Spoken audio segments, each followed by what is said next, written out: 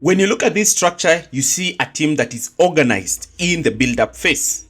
Centre backs split on either side of the goalkeeper, midfielders who are occupying central positions, and fullbacks generating the width. Again, from this clip, you can see a team organized in the attacking phase, with one fullback tucking in and another fullback inverting in midfield. This system focuses more on structure and positions. And this system is known as positional play, that we have seen with Pep Guardiola and Enzo Maresca implementing it at Chelsea. Now, there are some teams that do not regard positional play, but focus on other phenomena of football. Now, looking at this structure here, you can see a team that is in an attacking phase, but one thing that you can see is that the midfield is bare. There is no player in midfield. So how can a team actually attack while there is absolutely no player in midfield? This is quite catastrophic, but no. We have the phenomenon known as the ghost midfielders. Now, these ghost midfielders is actually something that is happening in the Premier League this season. There is a manager who's implementing this system at the Premier League, and that team is currently unbeaten in the Premier League. And this team is Brighton under Fabian. So Fabian is a young manager. Fabian Hurzelers is a young manager who's taken up the managerial mantle from Roberto Di Zerbi at Brighton. And this weekend, he's going to meet a very tough test in Enzo Maresca, a manager who's from the positional play ideology, with a manager who focuses on relationism. Now, in our video today, we break down Fabian Hurzelers' football tactics and how Chelsea can counter them. Do not forget to like, share and subscribe to our channel for more videos like this. Fabian Hurzelers is actually the youngest manager in the Premier League. And with the youth, he brings on new ideas and new innovations in football that are actually going to change the Premier League. Now, let's look at how Brighton used to play. So Brighton under Di Zerbi would look to build with as many as 7 players, with the fullback starting in a wide deep position, the 2 double pivots, the 2 centre backs, and the goalkeeper stepping out, with Di Zerbi looking to try and overload the build-up phase and have his striker and his number 10 drop deep so that they can either create spaces in between the lines or on the spaces behind the opposition's backline. A very difficult position to find yourself because balls can be played in those spaces for the runs of the wingers. And looking at Di Zerbi, he tried to create numerical advantages both in those 2 zones of the pitch. But you are finding a manager who's actually doing the opposite of what Roberto Di Zerbi used to do at Brighton. Now, Fabian Hurzelers at St. Pauli was playing with a 5-2-3. And this 5-2-3 was quite unique because it's not the default 5 at the back system that you know.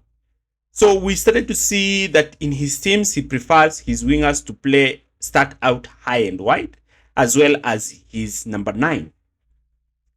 Now, the problem in this shape is that he wants to occupy and manipulate spaces by creating overloads.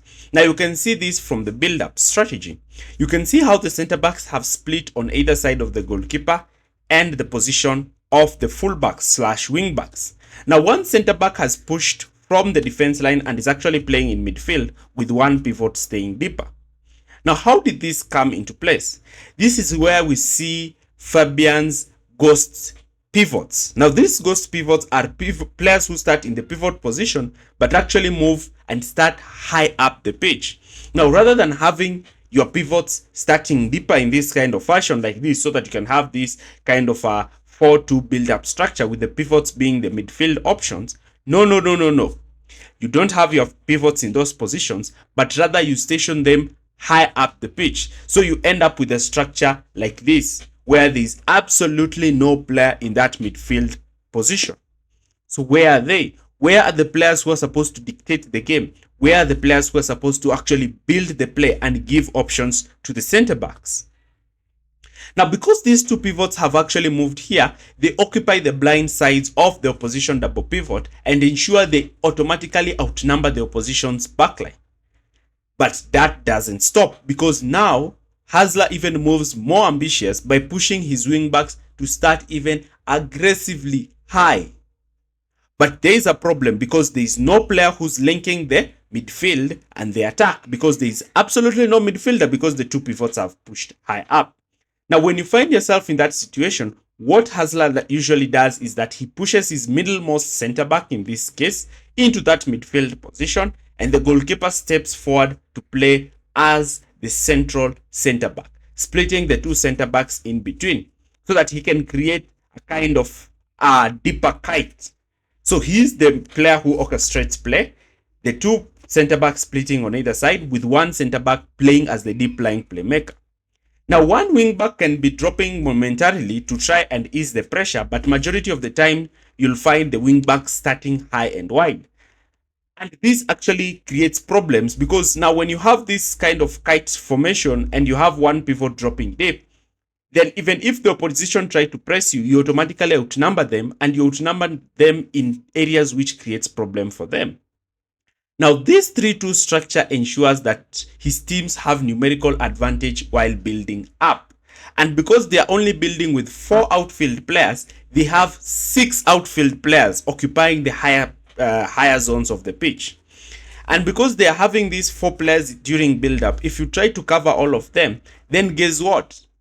There comes the wide wing backs, because now they are an outlet and the goalkeeper can just play the ball over the top from the press and find these wing backs. And these wing backs cannot be covered with the full backs because the full backs are covering the wingers. And now he's finding his team in a situation where he has moved from the defensive third to the attacking third quick fast by just having 2 lines: the defense line, no midfield line, and the forward line. And you can see again in this structure how they're trying to build with just one solo pivot. And this one solo pivot is not a midfielder, but rather it is a center back who has pushed forward. And when they look to play like this, the center back will be the one to drop deep so that he can play the ball onto the wide center back, who can now play the ball through the wing back. The main thing here is that they're evading the midfield by just going towards the wide areas in the initial phases of play. You can see here a team is looking to press them. They are covering the midfield, but you cannot see any midfielders. You can just see one pivot. Now, having these pivots in this position and having these wide wing backs in this position, because you cannot cover their wing backs. Now, because you cannot cover their wing backs, you'll find them in a situation where they are able to play one pass and they beat the opposition's 2 lines of pressure, like in this scenario. Now, the pivot who had moved high up will be the one who will drop deep to receive the ball directly from the center back and look to link up with the wing back. Again, the ghost pivots who had moved high up are the ones who are now receiving the ball in those spaces in the wide areas as well as in those channels, and they immediately receive the ball and turn and look to create overload. Now, this is the structure that you end up with. You end up with a goalkeeper playing at the tip of the pivots, one center back, one pivot dropping deep, and you have as many as 6 players in attack, forming that 3-1-6 structure. The midfield is very underloaded, but the attack is extremely overloaded. Now, when your team pushes a lot of players in the attacking phase, what happens is that the opponents will have now to reduce the number of players they are pressing with, and this is how they actually evade that press, because if you press them with many players, you expose yourself at the back. Now, because you have reduced the number of players you are pressing, sometimes you might even find those wide wing backs inverting in that midfield region, receiving the ball in that midfield region, and immediately looking to progress with the ball high up. And because they have numerical advantages in the forward spaces, and these ghost pivots who are supposed to be playing deep, you'll find them now receiving the balls in spaces and areas where you expect players like De Bruyne and Cole Palmer to be receiving the ball. And that's why this season you've seen James Milner, even in the Manchester United game, playing in this advanced position, yet he's starting as a pivot alongside Billy Gilmour in that game. Now, because they have this numerical overload in the opposition, facing the opposition backline, they automatically outnumber that backline. And once that ball manages to evade the midfield pressure, then the opposition is caught unawares. They are able to use their numerical strength, their numerical superiority, to play quick 1-2s, disorient the opposition's backline, and immediately find themselves in this position. They are now through on goal. And because of this structure, a lot of people will be like, how can the team actually even play like this? But Brighton are playing like that. They are creating situations where there are two pivots playing as false tens, and then you're having the wingers and the wing backs also occupying those positions. Now, what about in the advanced areas of the pitch? What about teams that do not look to press them? How will Brighton even break down these teams? Now, one way they do this is to ensure their wing backs are the ones who are holding and maintaining the width, pushing their wingers into those channels, pushing their pivots into those channels, and just dropping one pivot so that they can have as many as 6 players looking to attack. Those are 6 players against the back 4. So the main aim of this system is that because they're having 6 players playing against the back 4, they are able to go man-to-man in the back line when the defenders decide to go like this. But not only that, they also force the back line to play quite narrow, opening gaps and spaces in the wide areas where they can easily switch play onto the wing-backs. The wing-backs, once they receive the ball, the false tens move towards them, while the wingers look to be making runs in behind. And this is what makes them disorient the opposition backline. And in this structure, you can see they are attaining that 3-1-6 structure. One wingback might start wide in relation to where the ball is played, but the other is holding the width. And because they are outnumbering the opposition back 4, you'll find the opposition dropping even into a back 5 to try and mitigate this overload by having their wingers dropping deep. So what happens when you are dropping your wingers into the backline? You're taking away your attacking threat. And that is what they want. And now these false tens can drop deep from their false number 10 position, pick the ball directly from the center back, and look to play quick 1-2 passes and actually play through your the middle part of your defense. You can see here, one pivot is starting deeper, while those two pivots, you might find one pivot is starting deeper while the center back has inverted in midfield. The wing backs have joined to generate width for the team. And now you have a situation where one pivot is the one who's there and 6 players are ahead of him.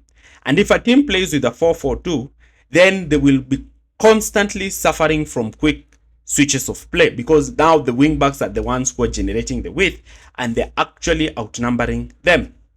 You might even find it crazy that the deepest pivot might also push forward and join that attack, creating a 3-0-7. And this pushes the his center back into midfield.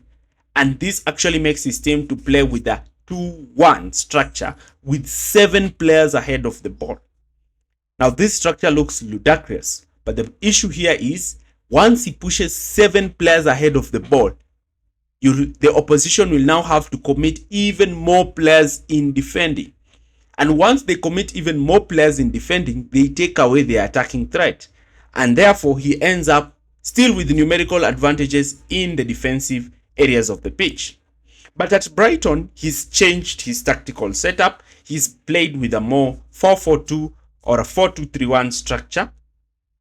Now, in this 4-4-2 structure, he plays similar to what De Zerbi used to do, but now he has his wingers, Mitoma, and João Pedro is also playing exemplary well in that number 10 position together with Welbeck, as they're the ones who drop deep, similar to what De Zerbi used to do. But now he pushes even one pivot ahead so that he can create that kind of a diamond kite midfield that I was talking about. And now his center backs have players who they can play the ball on either side, receive the ball, and look to automatically link up with the fullback, the winger, and create numerical overloads against the team. This is creating a lot of problems because the opposition's backline are being outnumbered and being disoriented. Coupled with wingbacks and fullbacks also pushing forward, this ensures that they have so many players. And not only do these players stick into a relations kind of approach, no, the false tens move move ball relative. Where the ball is where they move. So they end up creating overloads in those positions, allowing spaces where they can have quick switches of play. So how do they defend? How does this team defend? They play like that. How do they defend? Because that is the question that is actually in the minds of many of you. They actually defend, and they actually defend well. This is how they do it.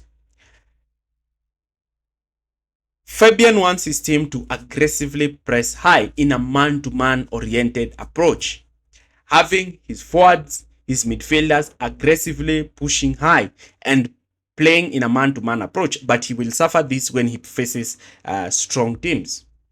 And without the ball, he might decide to even move his team into a 5-3-2 with either midfielder dropping into the back line or the front three looking to start quite narrow. They start quite narrow, limiting central progression. Playing against a dominant or a team that is in possession a lot, he might even shift in a 5-4-1 or in a 4-4-1-1, something that we have seen him do brilliantly in Brighton.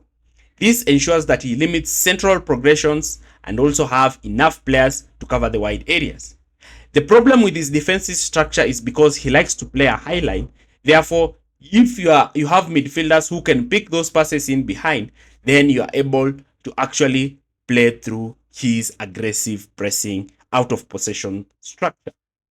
Now, Fabian Hurzelers is yet to lose a Premier League match, but he's going up against one of the best teams in the league, a team that is yet to win at home and that has been on good form, and Hurzelers will be out of the touchline. So he's going to face Enzo Maresca's Chelsea, the team that has been one of the most impressive teams in the start of the season, a team filled with quality. And if you allow those spaces in midfield to be like that, Chelsea will surely punish you.